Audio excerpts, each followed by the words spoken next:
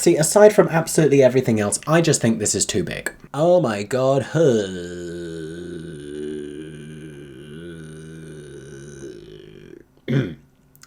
How are you? My name is Mickey Joe and I am obsessed with all things theatre. I am a professional theatre critic here on social media as well as a content creator, and last week I went to the lovely world famous London Palladium to go and see the Addams Family musical in concert, which I will admit was a puzzling piece of programming in February, but even though the show has an ostensibly spooky October Halloween ready vibe, it also talks a lot about love, so why not go and see it before Valentine's Day? I say that like you can. It was 2 days of shows and they're over now. But the show caught many theatregoers' attention for its star casting, because this concert was led by Broadway and West End star Ramin Karimloo and RuPaul's Drag Race judge Michelle Visage, previously a performer in her own right. But did she have the chops to really deliver in a musical theatre role, especially opposite such a theatrical heavyweight? Well, today you will find out, because I'm going to be letting you know what I thought of this concert and this giant program. My goodness. I'm going to talk about the Addams Family as a show, because I don't think I've ever reviewed the musical on here before. I've seen this on tour previously twice, which is pretty much the same production because it's the same producers. So I will let you know what I think of the show and its material. I will let you know what I thought of this particular concert version as well, and we're going to talk about all of the cast, not just those 2 stars, so stay tuned for all of my many thoughts. Of course, if you also got to see the Addams Family in concert at the Palladium, please comment with your thoughts down below. Which moment did you think was a highlight? What star rating would you give the production? And who was your favourite in the cast? Finally, if you enjoy this review, make sure to subscribe to my theatre-themed YouTube channel for many more reviews coming very soon about all of your favourite West End and Broadway shows. In the meantime, let's find out what I thought of the Addams Family.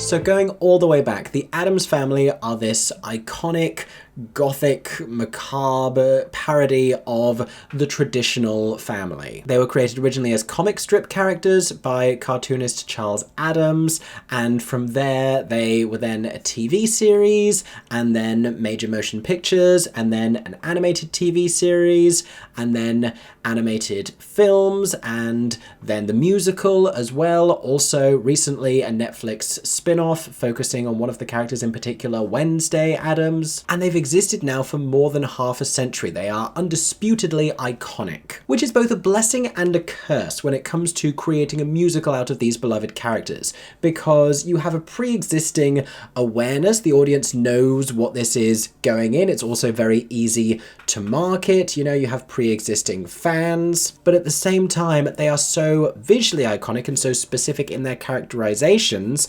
And when it comes to the live action films, they've also been played in certain iconic, memorable ways that it becomes difficult to put your own kind of interpretation and spin on those characters.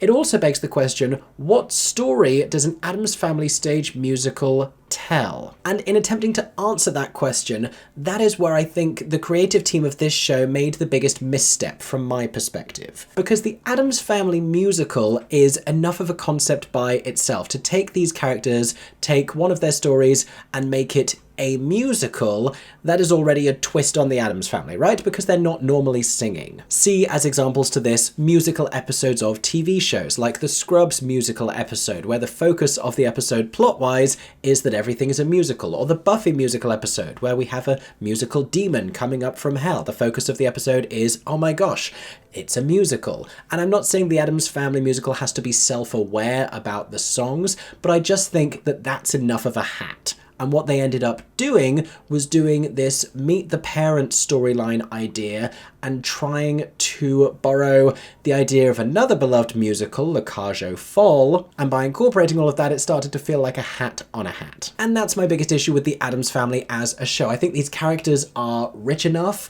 and cool enough and spooky enough that we don't need to bring in these, like, conventional, conservative, repressed Midwestern characters in order to show how zany the Addams Family are by contrast. Like, we already know that they're spooky and weird. And we love them for that, and it's kind of a bummer to see Gomez and Morticia spending a lot of the show enduring a little bit of a marital squabble, because theirs is such an otherwise solid and lovable relationship. Equally, and I haven't seen Wednesday on Netflix, but when you think back to the Addams Family films, what's so great and what's become so beloved about those films is those moments of Wednesday being this utterly sardonic child, sort of terrifying all of the other children around her, and so to then go into the musical with a pubescent version of Wednesday who is rebelling against her family conventions. We as an audience who dig the Addams Family, again, we don't really love that. What I will say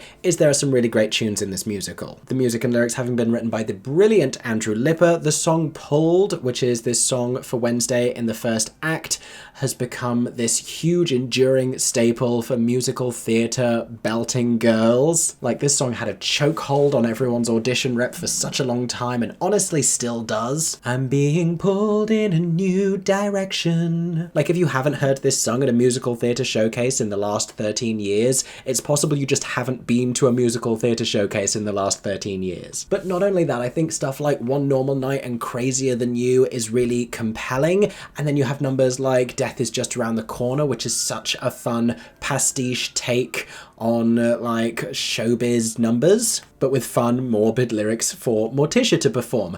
And that's exactly what I think this show ought to have been, which is just this stylistic take on Broadway musical, but in an Addams Family style. It's perhaps the difference between the Addams Family's version of a musical and a musical version of the Addams Family, if that makes sense. But to give you a sense of what the plot of the stage show is, Wednesday has met a young boy named Lucas Beinecke, and he is about to bring his parents around to the Addams Family home to have this dinner where the parents are going to meet each other, and it's the meeting of these two very different worlds. But the ever-charming Uncle Fester believes in young love and has roped in all of the family's deceased ancestors to preside over the evening and try and make sure that it goes well. Wednesday, meanwhile, entrusts her father with a secret, one that he specifically has to keep from her mother, his wife Morticia, something he has never done in the history of their marriage. The rift that this causes between the two of them is just one of the many tensions created when the Beinecke family arrive, and a terrible dinner follows. And while not every single Addams Family character is featured in this show, we obviously also have Pugsley Addams, we have Lurch, the basically mute butler, and who could forget Grandma? And this being a La Cage aux Folles style meeting of the two different families, each has their influence on each other and has their horizons broadened a little bit by the end of the show. But I suspect what you really want to hear about is the particular performances of this cast. So let me tell you about the Addams Family themselves.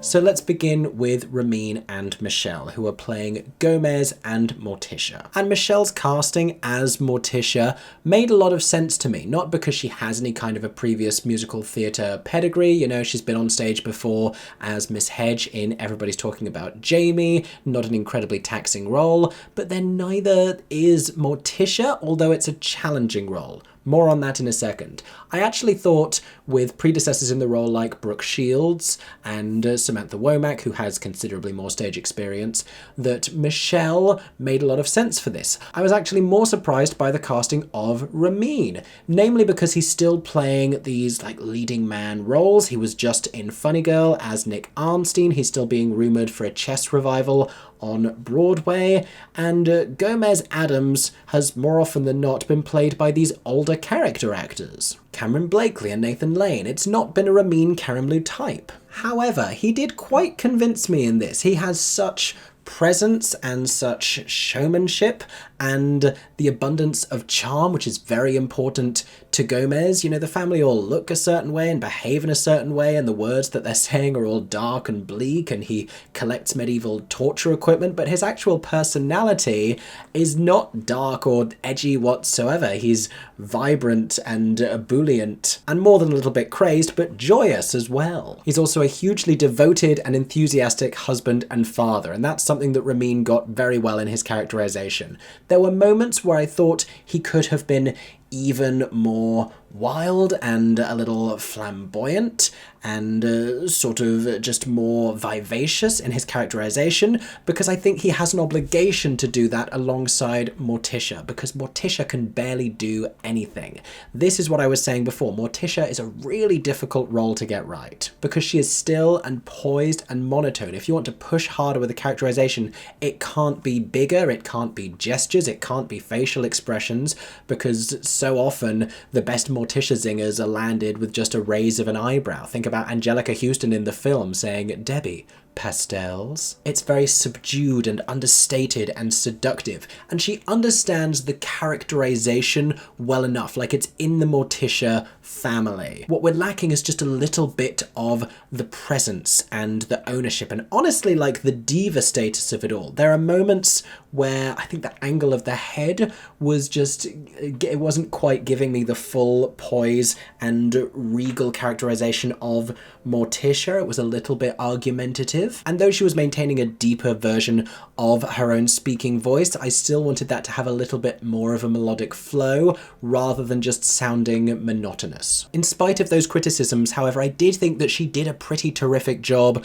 with this role, with this very challenging role. And the chemistry between the two of them was intense and passionate and much stronger than something you would expect for, you know, this short a run and this quicker rehearsal process. Certainly from the audience reaction, one of the highlights of the show seemed to be the moment towards the end of the second act where the two of them tangoed together. Now, Michelle is perhaps best known to many UK audiences as having been a contestant on the competition series Strictly Come Dancing, the British version of Dancing with the Stars, which she did very well in. So, you know, she has the dance skill there, and her and Ramin did a fantastic tango together. But my highlight moment of her performance was her singing Death Is Just Around the Corner. She had a little bit of vocal uncertainty in the first act, but by the time we got to this big second act number, I thought she sounded terrific. I thought she led it with confidence and authority. It's everything I want from a performer who has not had as much stage experience. I thought she was fantastic. I say stage experience in the traditional musical theatre sense. She's been on plenty of stages. But let's move on now to the rest of the Addams family. So as Grandma, you had Leslie Joseph,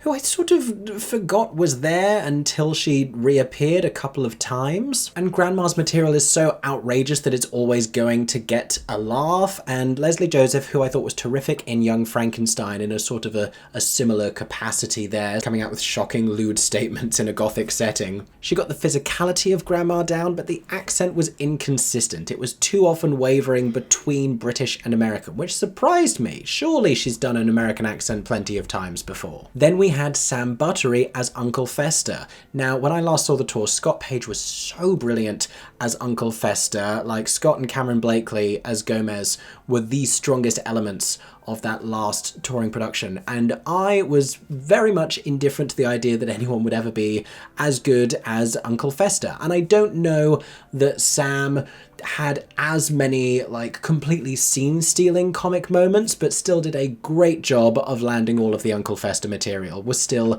charming, still had a wonderful rapport with the audience. They were perfectly maniacal in their energy while still being friendly. It was a very charming performance. As was Dickon Goff as Lurch. Dickon has played this role before, again in the previous touring production, and it's quite a lovely arc in the show. This is going to be a little bit of a spoiler for something that happens towards the the end, one moment I do really enjoy in the show, because Lurch spends the majority of the musical simply speaking in grunts and then has this beautiful operatic vocal moment towards the end of the show. I thought this got buried by the direction here a little bit. I always want it to have a little bit more status and to really be a moment, but because the underscore is already happening, because there was a lot of other business around it on stage, it was sort of a slow fade in to Lurch beginning to sing rather than, focusing all of the audience's attention on it, but a genuinely beautiful vocal moment. And while we're talking about vocals, let's talk about Wednesday. Chumisa Dawnford May, my goodness, I'm a fan. And if you've heard her name come out of my mouth before, it's because she played the mistress,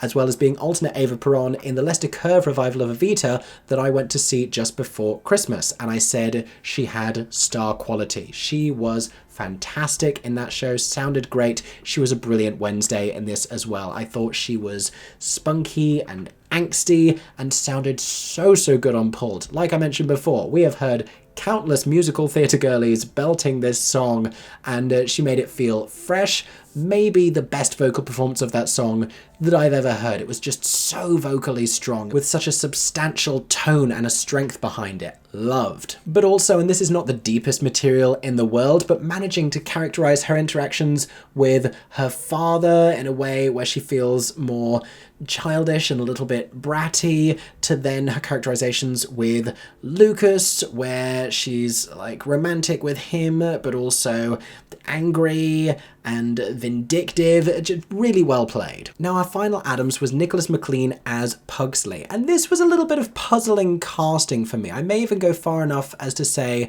that Nicholas was miscast in this role, just because I think it does work better when you have a younger actor playing Pugsley, or someone who reads as a younger actor on stage, rather than having an older actor playing Pugsley. I don't really get why we couldn't have had an early career performer playing Pugsley. I know it's a very high sing, and Nicholas did an impressive job of doing that, and was still, giving you all of the Pugsley characterization, giving you whiny younger brother. It just didn't really land right, because it didn't look quite right. But as well as the Addams Family, we also have the Beinecke's. Now, in this concert production, Ryan Kopel of Newsies was playing the role of Lucas. I thought he was really sweet here and was convincingly in love with Wednesday, and I really liked his sort of nervous energy, and he had this one line at the end of a scene where he was saying I can be spontaneous, I just have to think about it first, something to that effect. Really fantastic. His duet of Crazier Than You with her, they had a brilliant energy together, sounded fantastic. Loved his Lucas. I thought he was great in this. And as his parents, we had Sean Kingsley and Cara Lane, who were returning to roles they had played previously on the tour. In fact, I'd seen both of them do it before, and that is how I knew we were in for a treat. Sean Kingsley does a great job of giving you this stubborn, Republican, surly, indifferent, masculine man who eventually, his gruff exterior melts away to reveal the young romantic man that he once was. And Cara Lane is maybe a highlight in this cast. She was great on the tour. She is this nervous, equally stuck up housewife who accidentally drinks a potion that awakens her inner self, and it makes her not only more honest but more passionate and powerful, and it's just great. She turns into this sort of a glamorous femme fatale ordering her husband around, and she sings this belter of a song called Waiting. I don't think the song's actually terribly well written, but it's high and it allows her to sound fantastic because she has this phenomenal piercing high belt. And I think there are moments of her sort of first act characterization of Alice that could be even more visibly nervous, so that we're foreshadowing the truth of who she really is at her core. But her second act, Alice, is just fantastic.